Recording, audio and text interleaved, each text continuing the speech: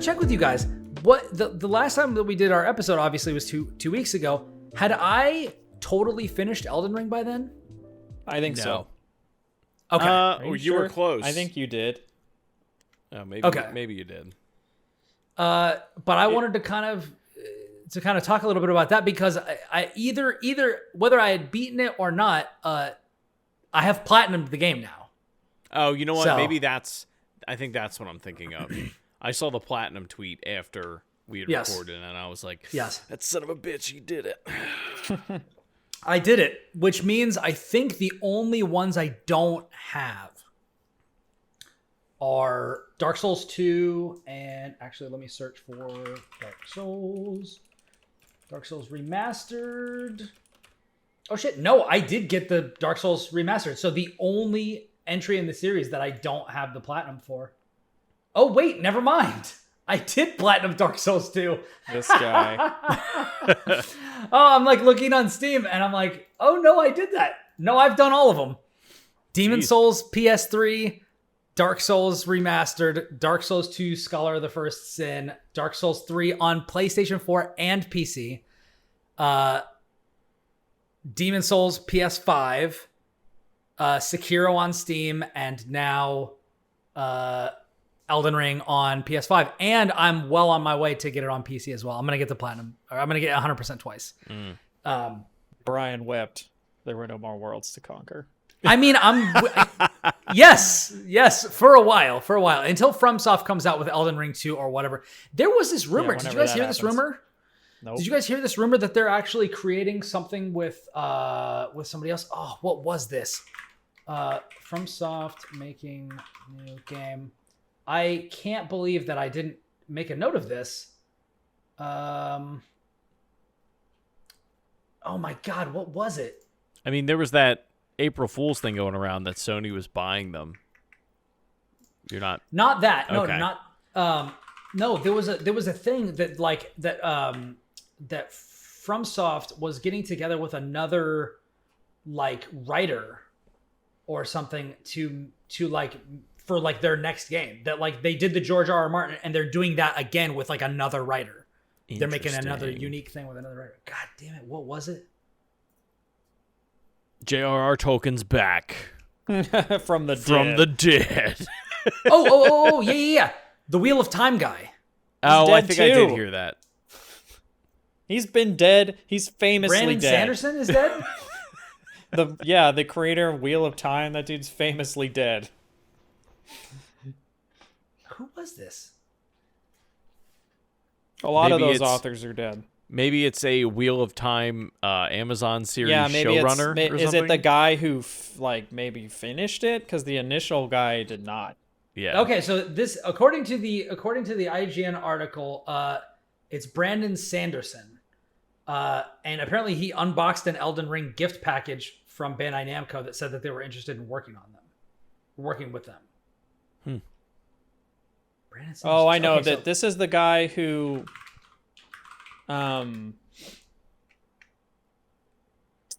He did he pick up? He did a what's it called?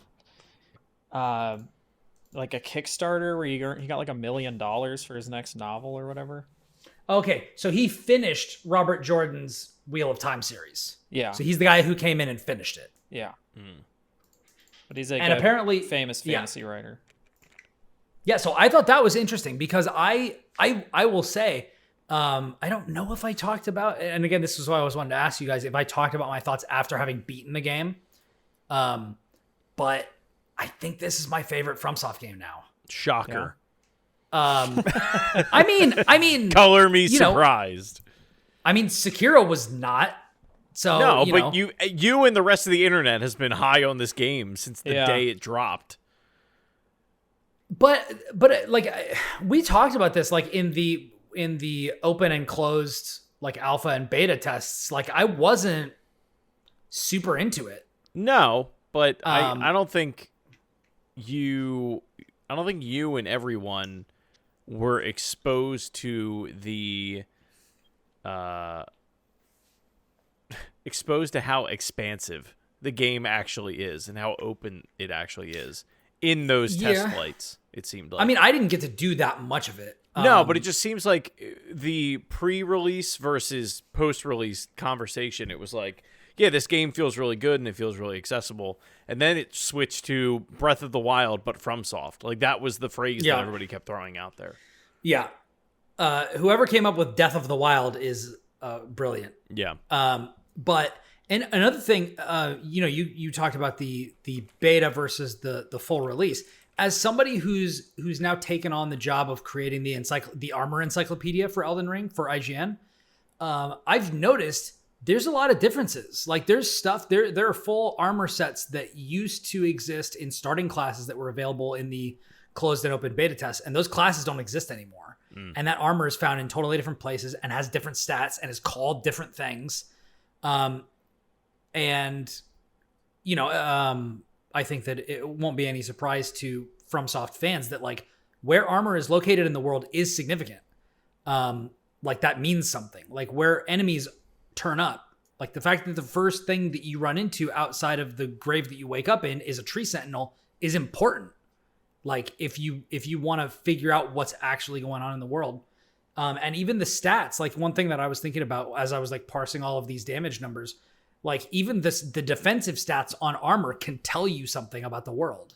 Like if you find an armor set that's from some, shadowy syndicate and it has really high holy resist, that tells you something about the people that they're trying to fight. You know what I mean? Like there's some interesting things that can go on there when you come up with factions that are like allying themselves against the church and trying to take it down and these sorts of things. But man, they really did themselves a service when teaming up with Martin to write this. Did they? Because I just get the impression that his name's on it. I get that. I mean, he basically wrote like a short story and then they like pulled they expanded that and like pulled the themes and stuff like that. Like this feels as cohesive as Bloodborne to me, basically. Not quite, because this has a lot more moving parts. Bloodborne is way more focused and singular, but like it definitely feels more of a piece than probably anything since Bloodborne. I don't know. It's better than Dark Souls 3 is what I'll get at, like because Dark Souls 2 has its own thing and its own fans, but like it's not the same as Dark Souls 1, which like has the pantheon that they reveal at the beginning and then you're fighting them and all that sort of stuff. Anyways, clearly catch the fever, and this is the one to beat for me for GOTY, which surprise surprise, but I also it's hard for me to imagine going back and replaying other games in this series and not just playing this one. Yeah, maybe I will do other ones in the future, but this one feels the most wide open, and because of that, it feels like there are so many different points where you can be like, all right, I know how to get here super early. Like one of my favorite things in gaming, like I did this in Ocarina of Time, is sequence breaking. I love that stuff, and this is the game where you can sequence break the absolute F out of it. Like you can go to the end game. Like I think somebody beat it in like someone beat it in 20 minutes, 9 minutes, 9 minutes today, something like that today. Yeah. Like. Now that's a wrong warp glitch, but like you can even not, like I was looking up speedruns of it. You can beat it without doing wrong warp. You can beat it in less than an hour. Like if you know where you're going, which is like, that's so fascinating to me. I love it. I love it. But anyway, that's all I wanted to say about that. Like you're probably not going to hear a lot more other than the fact that like on my second playthrough, even though my PS5 playthrough was for the Platinum Trophy and for work, because I'm obviously working on it. My PC one, I'm actually going for 100%. So I'm going to try to get every item in the game on this playthrough, which is tricky. And I already screwed up because there's one thing that you can get as a starting gift that's like a rune. And I didn't pick it. And that's the only thing that you can't get anywhere else. But whatever. I'll have every item except for that one. This sounds like Pokemon. It's like doing everything? No, you have one starter to pick from. You can't get the other ones. Yeah. Unless you do some weird shit. Yeah. It's a consumable item. It just has like a unique rating thing, so it's not that big of a deal. The main thing that I'm concerned of is like weapon spells, ashes of war, armor, that sort of stuff. Just because I want to try everything. This game is so cool. Everything is so neat and fun. Like, there's so many cool things that you can do. I can't wait for it to be $30. It's going to be, I mean, it won't be long. I hope. I keep every Sunday, I wake up, I go through Wario 64 tweets, and I'm like, is today the day? Nope. All right. And then I move on. Where are you going to grab it, do you think? PS5. That's where everyone has it. Okay. I'm not playing it on PC. Deal with it! Although I will say, I cannot wait to see what the mod community gets up to. Well, they already have. But I mean, like, a little bit further. Oh, you mean like, yeah. I mean, like gameplay mods. Yes. Yeah. Like, because one of the huge things about Dark Souls 3 and why I definitely recommend people play these games on PC is because the mod community goes ham. Like, Cinder's mod for Dark Souls 3, I talked about it on the show. Like, this is the definitive way, I think, to play the game.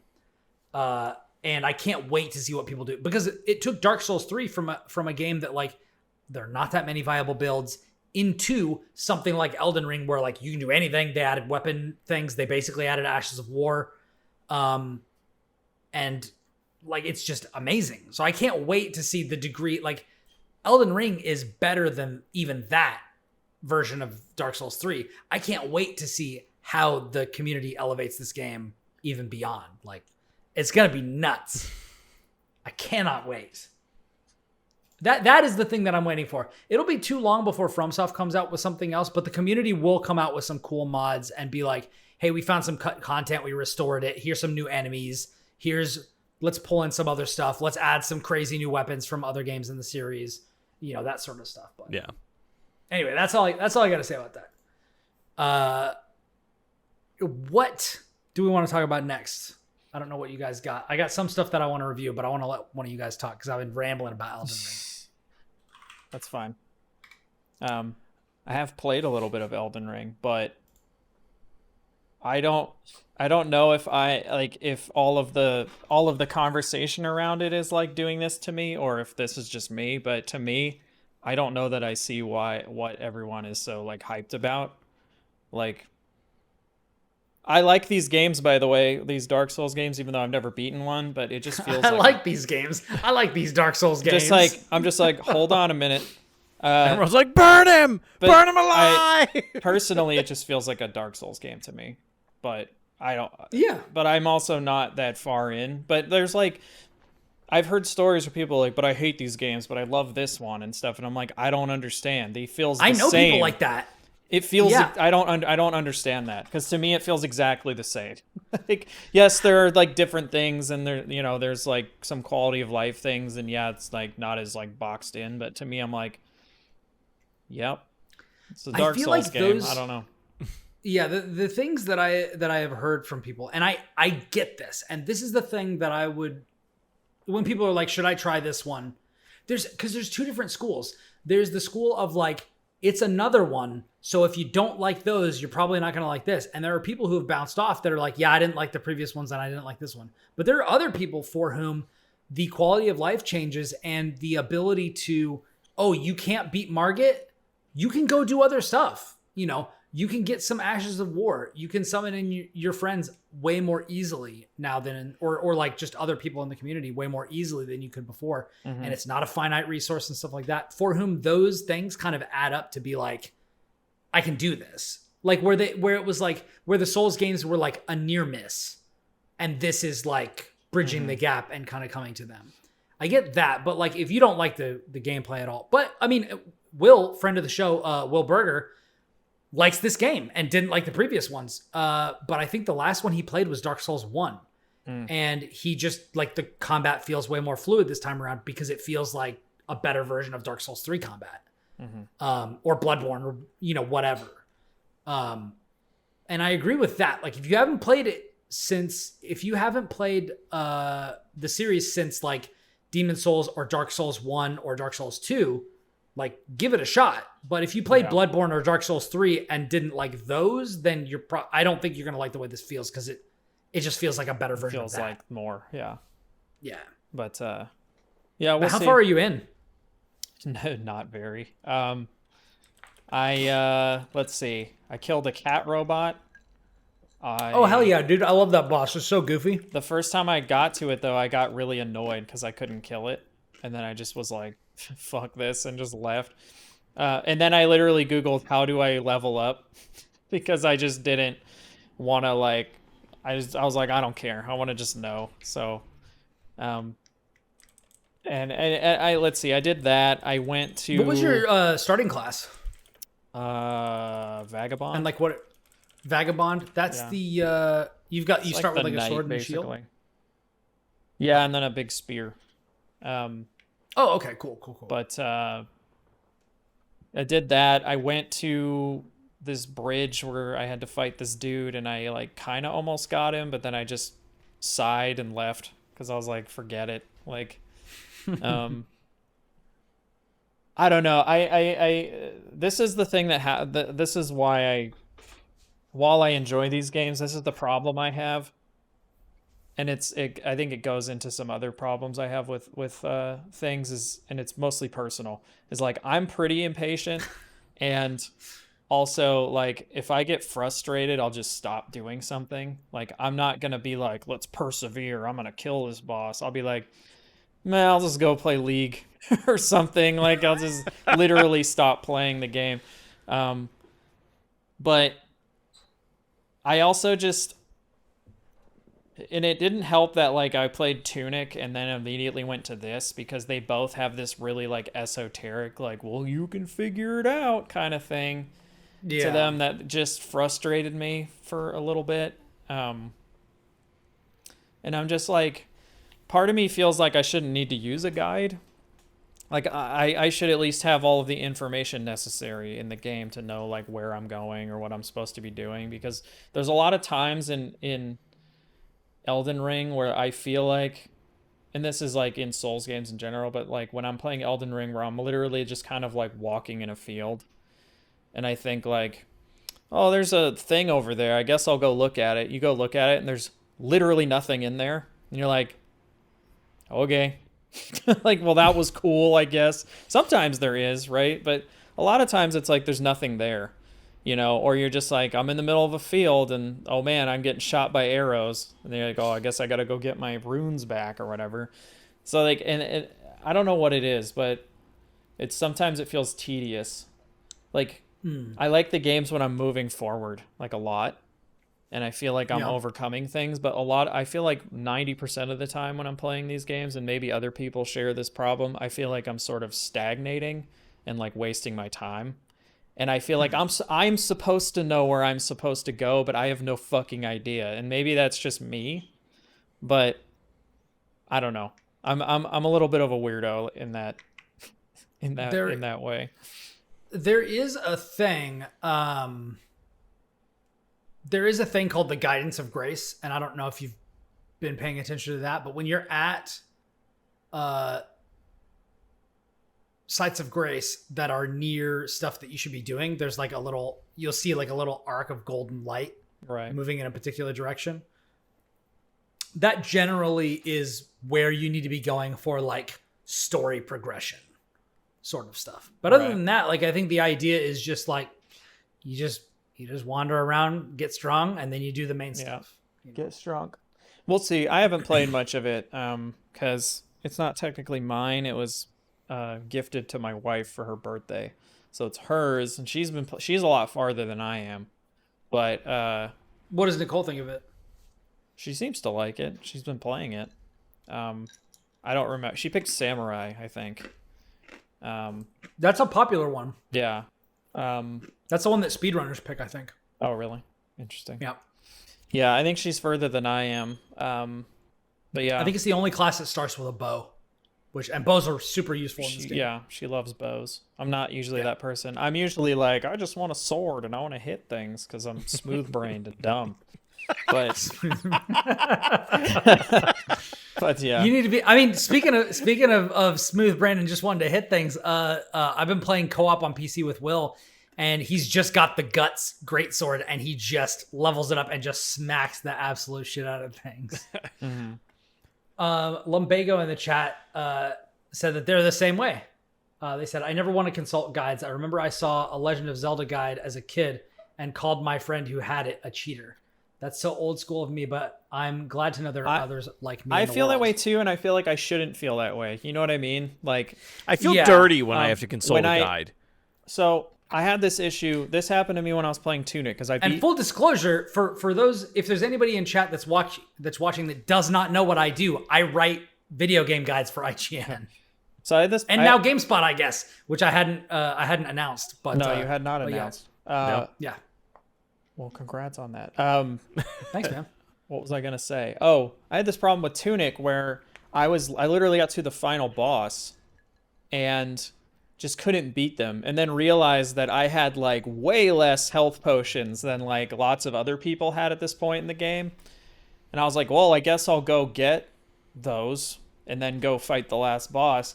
And then realize that after you do this certain story thing, that the world changes and like locks you out of a lot of things. So I literally couldn't go get stronger. It was like, no, you have to just beat the boss now. And so it was like, I kept getting really close, and I'm like, I could beat this, or I could just turn on the accessibility mode that gives me infinite health and just beat this person to death and then be done. Oh, it has that? It does. Big ups to Tunic for having that. So I just did it, but like it frustrated took some of the wind out of your sails. It frustrated me a little bit, yeah. And like, but then also there were moments in Tunic where I would feel like I was dumb and I was wandering around, and then suddenly I would go, wait a minute, I never noticed that little thing there. And then you see it, and then all of a sudden you're like going, you're like, oh, there's a whole thing here.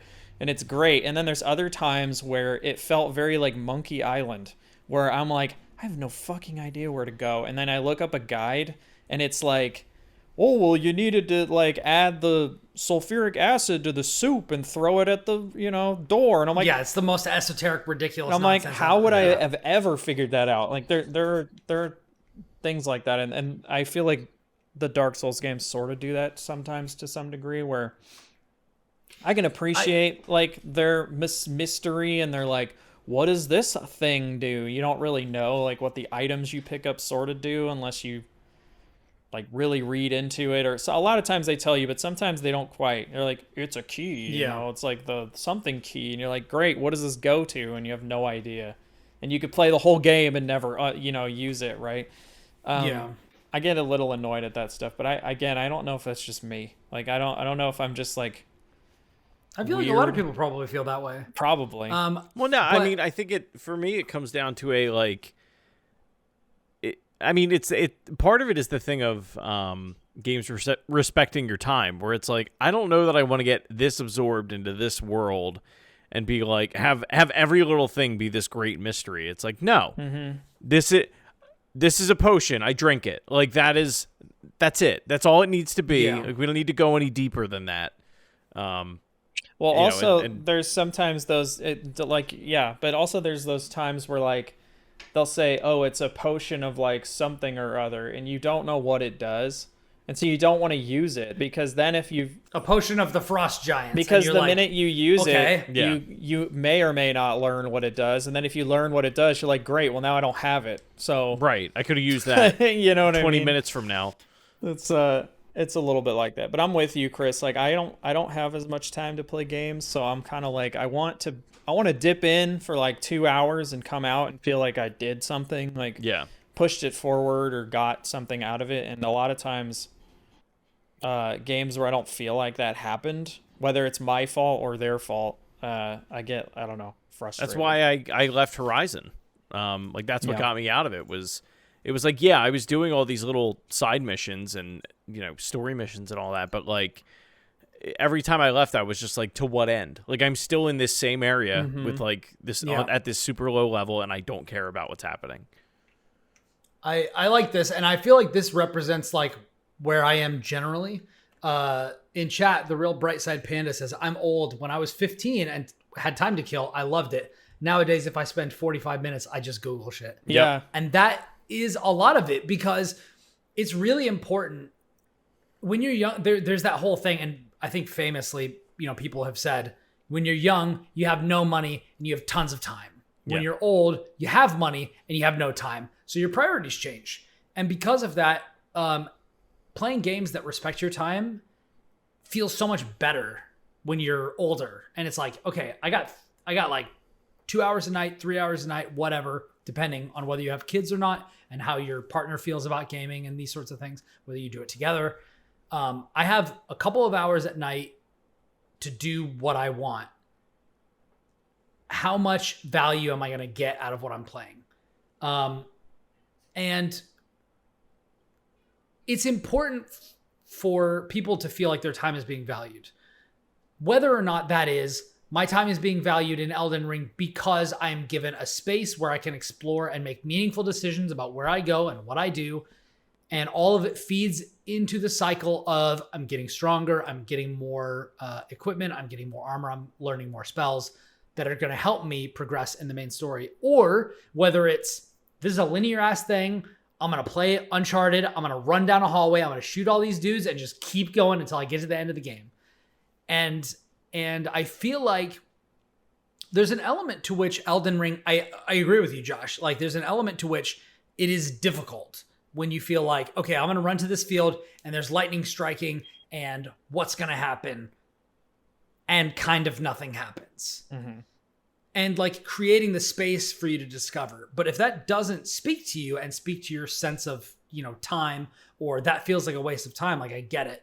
One of the things that I really like about Elden Ring is I feel like the esoteric stuff really comes out when you get into the side quests and the character quests. And you can fail those, but unlike with Tunic, they're not going to lock you out at a point that feels like arbitrary, if that makes sense. Mm-hmm. Like you're just not going to get a certain ending of the game. You're not going to get a certain piece of equipment or a certain piece of armor. Now, maybe that thing is really overpowered that you're not going to get. Like, for example, I was working on something and there's an invasion that happens in a late game area where if you beat the person, you get this really, really powerful weapon called the Rivers of Blood.